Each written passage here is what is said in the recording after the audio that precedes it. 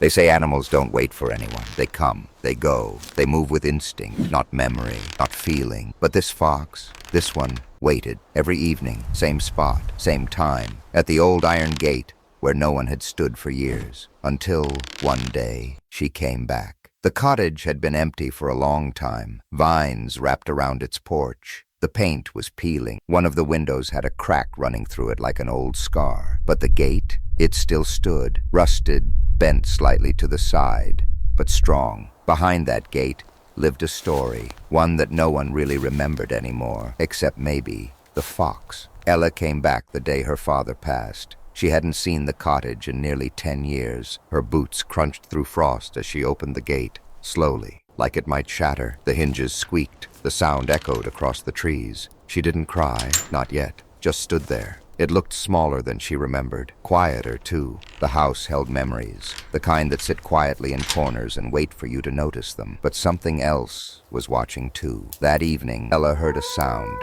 a soft rustling. She stepped outside, hands in her coat pockets. There, just beyond the gate, stood a fox. It didn't run, it just stared. Bright eyes, reddish fur, thin, cautious, but not afraid. She blinked. The fox turned, trotted back into the woods. Gone. It came again. Same time, same spot, right by the gate. Didn't approach, didn't make a sound, just waited. Ella sat on the porch with a blanket and watched it. The silence between them felt oddly full. Neither of them wanted to be the first to break it. The third night, something clicked. Ella remembered. Years ago, when she was just a kid, there was a fox that used to come by. She and her younger brother used to leave bits of bread and apples near the gate. The fox would sneak in, eat, then vanish. Her brother loved that fox, named it Red. He passed away when he was just 11. That was the same year the fox stopped coming. The next day, Ella placed a small plate by the gate. Apples, a piece of dry bread, a few raisins. Then she sat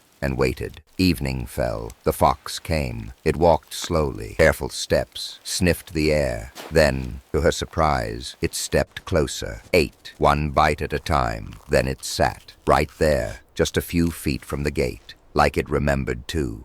Day after day, the fox returned. Ella started talking to it, softly, about her day, her memories, her fears, her plans. The fox never answered, but it listened, and sometimes that was enough. One morning, the fox didn't come. Ella waited, all day, nothing. She walked to the edge of the woods, called out, softly, like she knew it was pointless. Still, no sign. She left the food anyway, sat quietly. The gate looked lonelier than ever. The next day, she followed the trail, tracks, faint but there. They led to a fallen tree. Beneath it, in a hollow, the fox, shivering, weak. Its paw was hurt. It looked up at her, eyes glassy, breathing shallow. No growl, no fear, just trust. She wrapped it in a towel and brought it inside, lit the fireplace, laid it near the warmth, cleaned the paw, gave it water, spoke softly the whole time. Don't go, not yet.